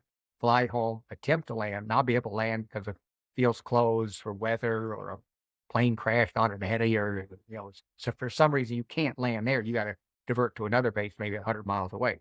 So bingo fuel gave you that reserve to do those things. We reached bingo fuel. I pointed out to the pilot, but the pilot said he wanted to get the last data point, was put it, in afterburner, and that concerned me because afterburner, low level, supersonic speed, you're sucking the gas down in a big hurry. So I cautioned him about it. I think I cautioned him twice about it. Let's go home. And he insisted on getting the last data point. Well, shortly after getting that last data point, we got a low fuel warning light. And turned out the fuel flows were enormous at that altitude, and it didn't take long to suck down a couple 1,000 pounds of gas. And so now we're in a serious situation, being, I don't know, 40, 50 miles out over the Gulf of Mexico. So we're cruising back, and the pilot got very distracted by the low fuel and thought, in fact, we might have a leak or the fuel gauge was not working properly or something. But I'm not going to go into all the ins and outs of this. Suffice it to say is the distractions, in the cockpit resulted in the pilot setting up for landing in a very poor approach. And then again, gets complicated talking about wing sweep and everything, but lost control of the jet basically. And at the last second I pulled the ejection handle, and that blasted the whole cockpit free of the fuselage. Parachute was catapulted out. Very low altitude ejection, got one swing before he hit the runway. Plane crashed ahead of us. And any rate, the plane had been bouncing, the pilot lost control of the jet, basically trying to recover from a botched landing. And I was screaming too, go around, because it just wasn't working out. But obviously, going around, we may not have had enough gas to go around. So that's back of his mind. So the story when I talk on the stage about safety on this is that it's actually a lesson of responsibility. Is that looking back on it in hindsight, I can see that because it was my first flight, and at that bingo fuel moment, I only had 30 minutes of flying time in the plane, and he had hundreds of hours. He was the aircraft commander. I was the goose. I can see I didn't vigorously defend my position about stopping at bingo fuel. I would have in an F4 because I had all this time in an F4. Full afterburner, low gas, no. I would have been much more vigorous in my defense of hey, we need to go home. But I wasn't this time. And I can see now the reason was his position and longevity. He had more time. Aircraft commander. I had a 30 minutes goose. And so there was this subtle attempt to transfer responsibility for safety to him, that he'd take care of it by virtue of his position and longevity. And we're all vulnerable to do that. You're out in a hazardous operation, and it's easy to believe that hey, this guy next to me has got 30 years here, and I'm here first day, so I don't count as much as he does. And the reality is, we all count. In hazardous environments, everybody has the same responsibility, and that's for the safe completion of the mission. Whatever it is, you step foot in a work site, assume instantly your responsibility for your own safety and the safety of everybody around you. And don't ever think that just because somebody's higher rank or has more time, that they somehow rank more and that they're going to take over for you. So own your responsibility. That's the message right there, always and forever. And when it comes to safety, I think it's so important. Pretty clear when it comes to hazardous operations. The non-transferable responsibility is to see something, say something, do something. Don't depend on others to do it, and don't assume that somebody else is aware of it. You do it. See something, say something, do something. Yeah. You see in the hospital when you're a doctor in training and there's a lot of people above you, and every once in a while you notice something that nobody else noticed. And it's, there are better and less better ways of bringing that to people's attention. But but you Well, I can't do just sit some, on it. yeah, empowerment. The second half of that lesson is, yeah, leadership empowerment to make sure they build an environment of what I refer to as courageous conversations. Is to Mm, welcome a differing opinion. yeah, Hey, yeah, hey, I want to hear from you. Yeah, if it's in an operating room, we got all these people. You see something dumb that's about to happen, say something. Don't assume yeah, I'm aware of it. Don't assume somebody else is going to speak up. I had a story from Vietnam on that I think really, really says it well on well, taking rank and position off the table in a hazardous operation. I was when I was over there, I was 20 in Vietnam. I was 23 years old, first lieutenant. I was flying with other young junior officers, first lieutenants, captains, major maybe once in a while. But on this particular flight, and I was flying probably maybe 4 or 5 times a week on combat missions. And on this particular flight, this my pilot was going to be a general out of headquarters, one star brigadier general out of headquarters.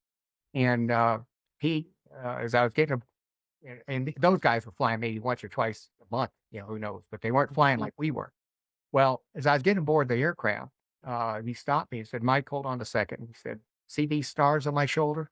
And, I joke, tell people, it's not a joke. When you're a first lieutenant, that's all you could see. And I told him, "Yes, sir." And he said, and then I'll never forget what he says. "These are not going to protect us up there." He said, "If I make a mistake, you're going to die a millisecond after me." I don't remember the rest of the conversation, but basically the message was he Yeah, understood as a first lieutenant, I could be intimidated by his position, his rank, and not say something. He wanted to tap into the wealth of combat experience that I had that he didn't have. And right. so he wanted to take that off the table. He was building this courageous conversation. He wanted me to see something, say something, do that type of message. I think that's a powerful message for all leaders out there is to make sure that, you build these environments where Yeah, people are free to bring issues before you that you may not want to hear, but need to hear. yeah. Uh, that type of thing. It's a great opportunity to segue into something that we really wanted to make sure we touched on with you because you spoke about it so eloquently in the book. I mean, it's heartbreaking also all of the bureaucratic uh, challenges, problems that were inside of NASA. For all of its amazingness, there were all these bureaucratic issues, and we thought, what we were curious about is how do you see like what makes a good leader and what builds a strong culture, productive culture inside of an organization. Well, we just talked a little bit about that, but I'll tell you the difference. There's a difference between leadership and management. The short difference or the short definition of that in my mind is managers tell people what to do, leaders inspire people what to do. And I think that's a big difference there is that you build this environment. And again, I think it starts with improvement or with empowerment. Is a leader, that's willing to stand up and say, "Hey, I don't know everything. We operate in a dangerous environment here. Yeah, I don't want anybody to be intimidated about bringing something to them.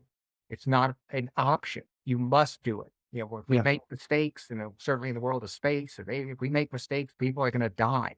So I don't want anybody sitting on something thinking it's not important or I'm going to reject it out of hand or I'm going to use it against you. And, take the fear factor when you work in hazardous environments, make sure that there's not some latent fear factor that people have. There's always, I have every once in a while, I'll have somebody come up to me and say, uh, you know, my boss, I've tried to talk to him, communicate to him, but he just doesn't want to hear. He doesn't want to. And he asked, how can I change that? And frankly, I told him, you can't. Leadership doesn't start from the bottom up. It starts from the top down. If I thought I'm going to get fired by bringing something to the table, I'm not going to say anything, even though I can sit there and say it's going to run to destruction. It's going to be bad. But my job is on the line here. I better not say anything. yeah, It's very important for leadership to, particularly in hazardous environments.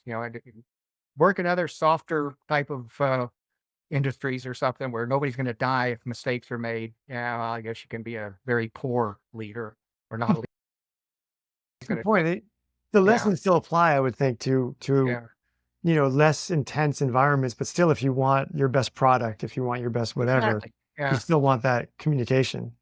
The other part of that, though, is I tell people that, some people are not mature enough or don't have the skills enough to bring a issue forward in a a suggestive empowerment type of well, not empowerment, suggestive a way. They're confrontational. If they're going to Hmm. bring anything to the table to the boss, it's going to be confrontational. What are you, crazy or something doing it this way? Listen, this is why you're all wrong. I mean, that that's off-putting immediately, and it would Right. take it just there's ways to bring issues forward and discuss things in a very professional manner, and that's what people need to do is to be that person that can bring it back. But also on the leadership side, if you have one person in the team that is that type of person that's going to always be confrontational when they bring you have this open door policy, here comes so and so. God, I know what you know. Even then, you got to make sure that when they walk out of there, they feel that you listen to them. That you didn't just throw Yeah. them out of the office, because the first time you throw them out of the office, the cafeteria and other places, word gets around, oh, the boss doesn't want to talk to you. That's going to Yeah. clam up everybody. So it's really important, I think, that even if you have somebody you absolutely do not want to have walking through your office, you've got to be Yeah. that leader that could gut it out to leave them feeling like they had at least a fair listen, and not just say, I don't want to hear it, shut up, get out, that type of thing. I think that as the leader there too, it's fair to at least try to say to that person, I want to hear from you. This is great. I'm really glad you came, but I can hear you better if you bring it to me in a different way. Like I can, Well, yeah. that Or that's part yeah, of leadership too, I think. yeah, or say, hey, we have this budget here. We've got these priorities that we're not going to go any further until we fix these, because we know that bad things can happen if we don't Hmm. fix these first. What you're bringing to me is, I agree, it's very, very important, but because of the budget constraints right now, we can't do it now. But we certainly are going to archive this so that when we get another budget and we've Yeah. done these things, we're going to be able to hit this. And to say, hey, I agree with you. This is something, if we had the money, Right. we definitely ought to fix. That type of thing, where somebody feels there's a there's a rationale for why their idea or their suggestion isn't going to be in play immediately. Yeah. That's what you can make sure that people feel good about that. Right. And it keeps those doors open, those doors of communication. Yeah. That's great. Boy, Yeah. you got anything? No, no. I think This is, oh, I just want to, can I ask you one more question? You've been so generous with your time with us, and I'm trying not to, but there was something in the book that I thought was it was one of my favorite stories. And I was hoping to kind of tee you up with it a little bit. Is that okay? Sure. What is it? When you were young, you had this experience in your family car where the car overheats and some bodily fluids were employed. Oh, But it's not just to tell the story, because I think part of what Zinovy and I took from the story was there was this self-reliance that was part of your upbringing, and I think it was part of a time, right? I think, yeah. and as we get farther and farther away from that, we fear that our self-reliance is kind of getting dulled. Our wits are getting dulled, and what can we do about that? But before answering what we can do about that, could you tell the story? Yeah, the story you're referring to, my dad, first of all, my dad was crippled for life with polio when he was stationed. He stayed in the Air Force after the war, and we were stationed in Hawaii in 1955, just right before the vaccine came out. I think it was in clinical trials at that point, but it had not been made available. But at any rate, he was crippled for life and never again walked, spent the rest of his life and on crutches and braces in a wheelchair. 33 years old, 6 kids.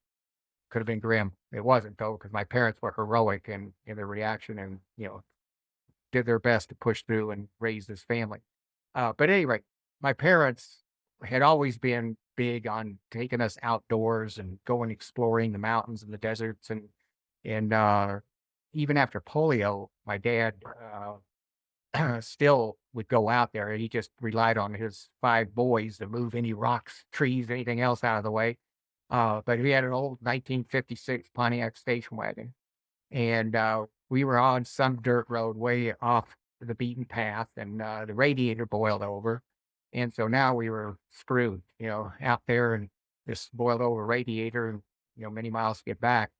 But my dad had us go through the entire car and find anything, we started beer, water, Cokes, anything fluid that we could put in that radiator. So we poured all that in there, and then one of my brothers was going out to pee, and my dad saw that and said, "Oh, hold it, here's a source of fluid." So got 5 boys here. So he had us all pee and get up on the fender and pee in the radiator.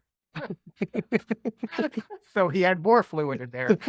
It was enough to get us back to a gas station, and we got in there, and that guy, it was steaming, and the smell. I mean, the mechanic died under the hood for all that smell.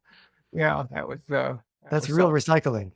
Yeah, definitely. Yeah, my dad was he was a flight engineer, so he was responsible for the mechanical aspects of these planes that he was flying on in World War II and and uh, and then in the post-war era.